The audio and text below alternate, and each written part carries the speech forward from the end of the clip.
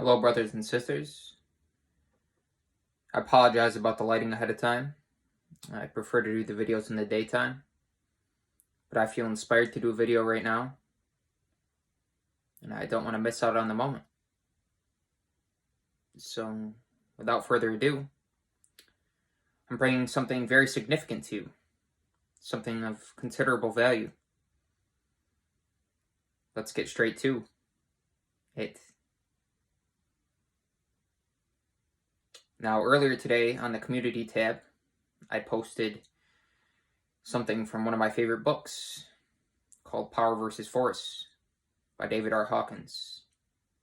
Profound work. And it really sheds light upon so many different things that are equally relevant to everybody. Shedding light upon different aspects of subjective human experience. A lot of us are outwardly directed, focused on the external world, and fail to differentiate, discern between that which is real and unreal. Now, fundamentally, everything is real, because everything you look at is an extension of yourself. It is a part of you. There is no duality, no separation. It is you. The observer and the observed are one. Now, speaking in these terms, I might lose some of you right off the bat, and that's okay. I'm not trying to force my ways on anybody, my ideas. I say my ideas, but I don't identify with them. I don't think I'm the cause of them, because I see myself identify with the source from which the ideas originate. The stillness, the silence behind the ideas, the awareness from which the ideas arise. And when you identify as such, you perceive the world in a different way.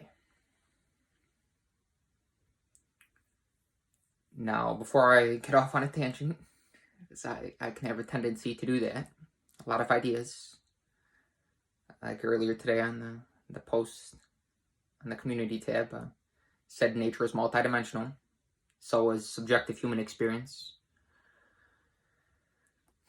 of which the inspiration for this video is related to the book Power versus Force by David R. Hawkins. Now, fundamentally, this book sheds light on energy. Now, in my last video, I said, fundamentally, everything is energy. So we got to think in terms of energy. And as Tesla said, if you want to know the secrets of the universe, you have to think in terms of energy, frequency, and vibration. Now, saying that everything is energy, that could be to some, they could perceive that as speaking in vague terms. And we don't want to allow our imagination to run away with us. You want to be clear and definitive. But at the same time, it can be hard to define and describe that which is fundamentally indescribable. To put language to the linear. Or, correcting myself, to make the non-linear linear. To try to describe subjective human experience with linear language. And somebody said that nature is multidimensional and language is linear. So to try to define and describe and label the objective world can actually be counterproductive. It can put us in an intellectual pigeonhole, a box, a limited perception from which we view the world. Now, fundamentally, we are the suggester. We are suggesting to ourselves what is being presented to us in the so-called external world. But like I said, it's really an extension of yourself. It is you. So we call it the external world, but we don't want to be thinking in terms of duality. We don't want to think that we are separate from the world. But again, in order to attempt to describe and differentiate, sometimes we need to speak as if we are thinking in terms of duality, but really we're not. We're just trying to describe the world with terms that allow us to differentiate and describe the world in our subjective state.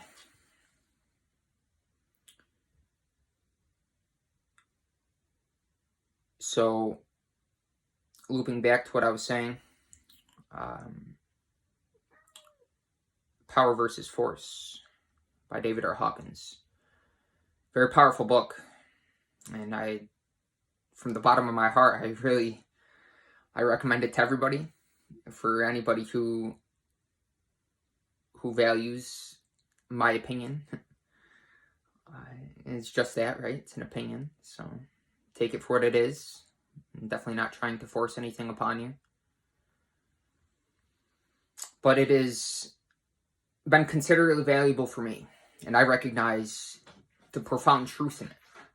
And Hawkins does an amazing job at bringing the non-linear into the linear, describing the profound subjective human states in linear language. And I have a library, a big library. And I read a lot. Reading is one of my favorite things to do. Being in that headspace where you can really feel the ideas. It can really put you in a different state of mind when you get into a book. And just like somebody who cooks, that's why we got to be careful what we eat. We don't want to just eat something that anybody cooks, because their consciousness, the attention that they give to the food, is actually infused in the food. And it's the same thing with a book. The author's state, their state of consciousness, their frequency, which largely determines the ideas that arise in the minds, is actually saturated, infused in the book. And by reading the book, you can imbibe that state and make it a part of yourself. Now, we got to be careful the information we consume, because everything we place our attention upon programs our subconscious mind. And if we aren't conscious of the energy of the information that we're consuming, whether it be from a book, TV, video, or everyday interaction, whatever it is, if we're not continuously conscious, then that can become part of us, and we might not want it to be. It might not be positive energy, you know what I'm saying? There's a lot of negativity. But like I was saying, everything is you, so you're only going to see negativity if you hold that within you. Now, if you're a very positive person, you're going to see the world in a joyous way. Everything, I don't want to be one of those people that's like polarized to positivity, because I'm aware of the other side. I'm aware that a lot of people are entrenched in duality.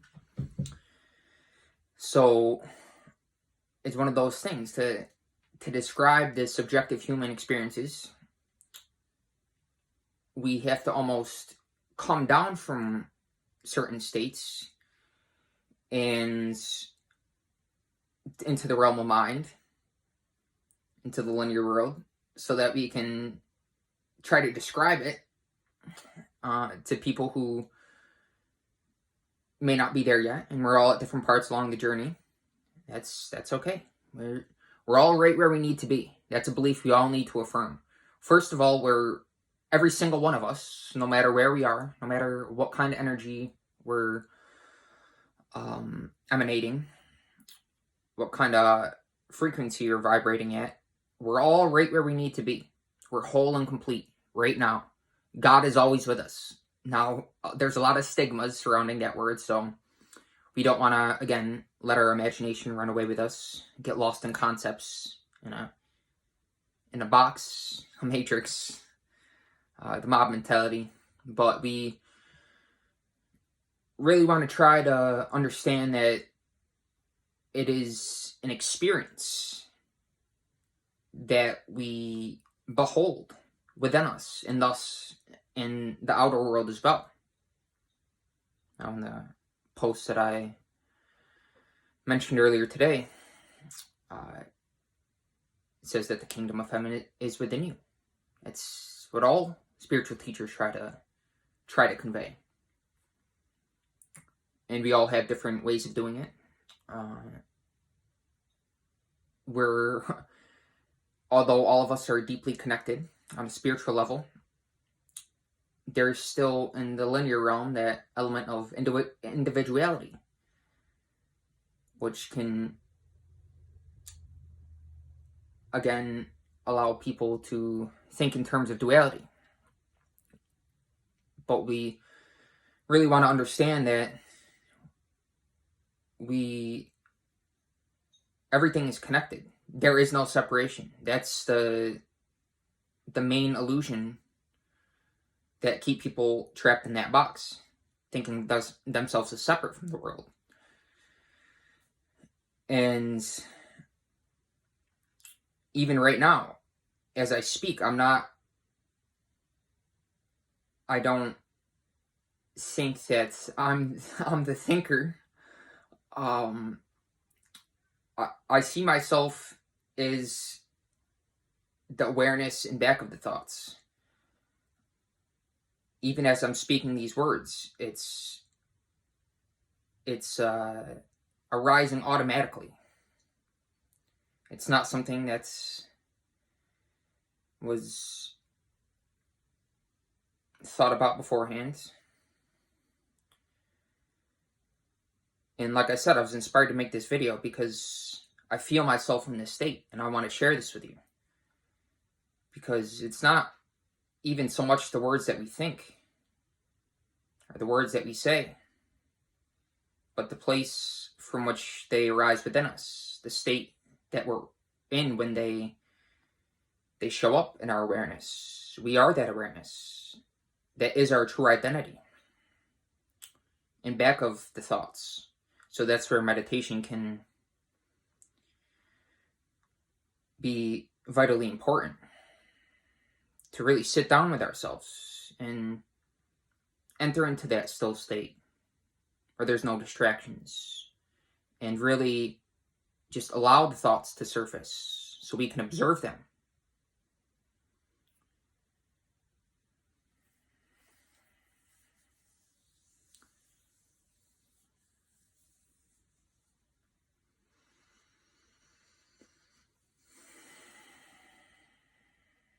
And it's really good to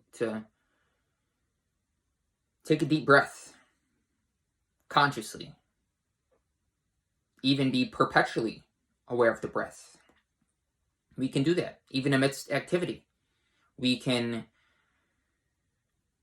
even amidst strenuous activity, intense physical activity, we can focus our attention on the breath. And that's why I love running. Because it transports me into a different state. Because I'm focused on the breath. I'm not even aware of the body. The body is, you could say, I'm transcendent to the body. Now, the word transcend, that can, again, get us thinking in terms of duality. Thinking that there is something to transcend. That we are separate from the world. That we need to transcend the world as if we were separate from it. But we're not. It's transcending the lower energy bodies, called chakras. Again, looping back to power versus force, which is an amazing work. He really goes into our metaphysical bodies, the non-physical dimension of energy, that really determines our state of mind, where our energy is concentrated. If our energy is concentrated in the root chakra, then we're going to be thinking in terms of survival. And our actions are going to be according to thinking in terms of survival. Because our thoughts manifest our reality, right? So we really want to understand that where our energy is concentrated, whether it be in the root chakra or the higher energy bodies, the heart, the throat, third eye, and the crown chakra, wherever our energy is concentrated, that's going to really dictate our thoughts. So in another post recently, I mentioned that the difference, the supposed difference, again, there's no duality. It's really the root chakra and the crown chakra are two ends of the same pole. It's one spectrum, the same pole, but there's different wavelengths, different frequencies.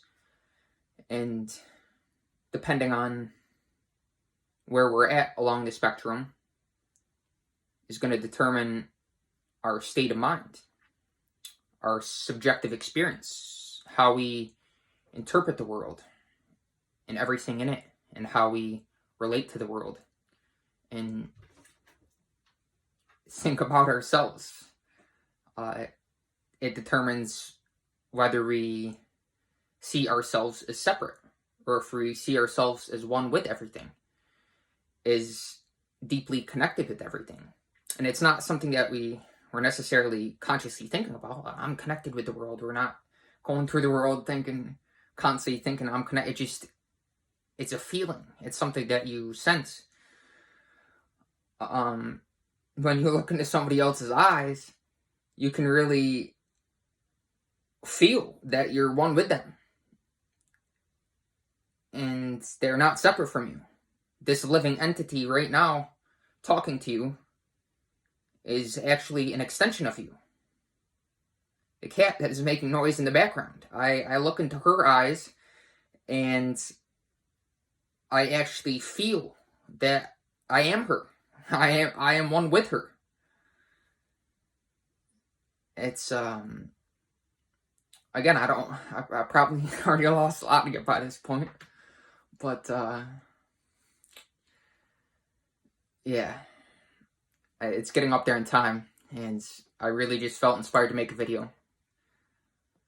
I didn't really know what I was going to say, but I really hope it resonates with some of you, and I hope some of you stay till the end and find value in this, and give me some feedback if you want me to keep making these videos.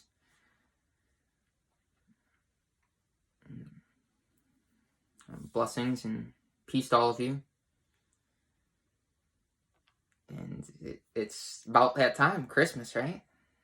It's a time for giving, time for joy, and time for thankfulness, presence, consciousness, aliveness, awareness,